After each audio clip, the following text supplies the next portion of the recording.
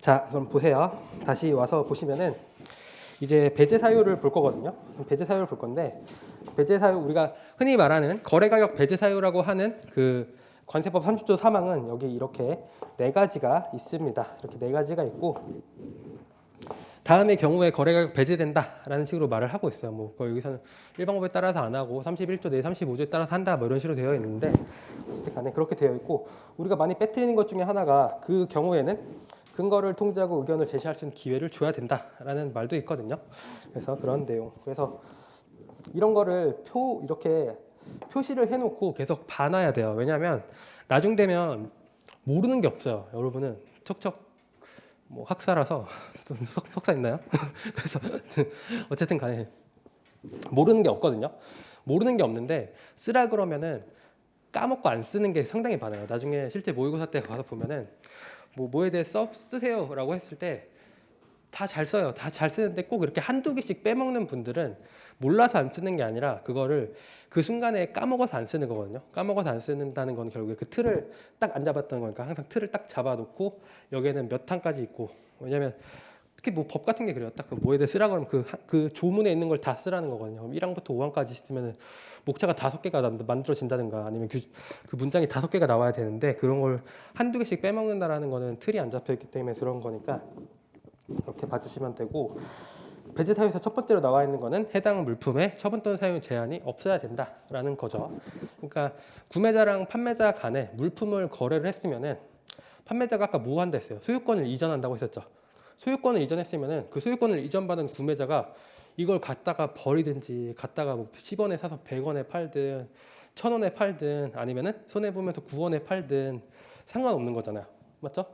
아니면 뭐 내가 얘한테 팔든 쟤한테 팔든 안 팔고 내가 막 갖고 있든 어떻게 하든 말든 상관이 없어야 되는 건데 뭔가 제한을 둔다라는 것은 그런 소유권의 이전이 완벽하게 발생하지 않았다라는 것을 의미할 수가 있는 거죠.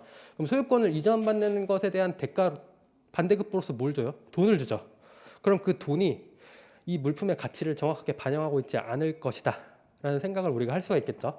그렇기 때문에 이러한 제한이 있다는 것은 소유권의 불완전 이전을 의미하는 거고 그런 것이 결국에 대가에 영향을 줘서 거래 가격이 왜곡될 것이다. 그렇기 때문에 그 가격이 있다고 한들 그 가격을 기초로 과세 가격을 할 수 없다라는 식으로 말을 하고 있는 겁니다. 그러면서 제한이라고 하더라도 모든 제한이 다 배제되냐? 그런 건 아니다라는 식으로 말을 하고 있죠. 그러면은 거래 가격에 영향을 미치는 제한은 배제가 될 것이고 거래 가격에 영향을 미치지 않는 제한은 배제가 안 되겠죠.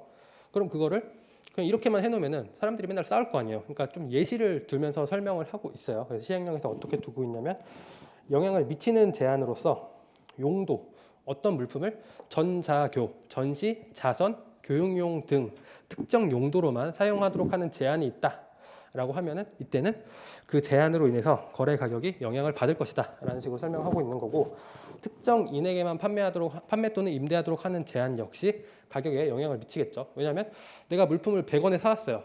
그럼 나는 이 물품을 내가 쓰든가 아니면 갖다 팔라고 수입을 했겠죠. 근데 내가 100원에 사와서 이제 다른 사람한테 팔라고 하는데 여기서 얼마에 살 거야? 얼마에 살 거야? 손 들어보니까 여기서 난 100원 이러니까 꺼져. 그럼 100원, 150원. 오, 훅 하는데 160원, 막 170원, 한 200원 나왔어요. 근데 갑자기 여기서 판매자가 야, 150원 쟤한테 팔아. 이렇게 하면은 얼마나 억울해요. 맞죠? 근데 이런 제한이 있으면은 저는 그러면 나 이거 100원은 좀 깎아주면 안 돼? 뭐 이런 식으로 얘기가 나온다든가 나 이거 100원에 못 사. 이런 식으로 얘기가 나올 수가 있겠죠. 그렇기 때문에 그런 특정인에게 판매하도록 하는 제한 그다음에 기는 기타입니다.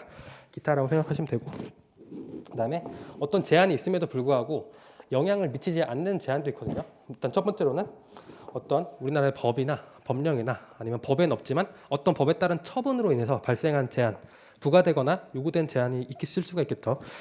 가장 대표적인 예시가 뭐냐면 제가 술을 수입했어요. 제가 술 담배를 수입해서 갖다 팔라고 하는데 이 술이라는 것이 좀 예시가 좀 제가 좀 저급한 예시를 좀 드려도 그냥 그러려니 하고 넘어가 주시면 돼요. 제가 술 담배를 예를 들어 제 담배를 갖고 왔어요. 담배 좀 그렇고 술을 갖고 왔어요.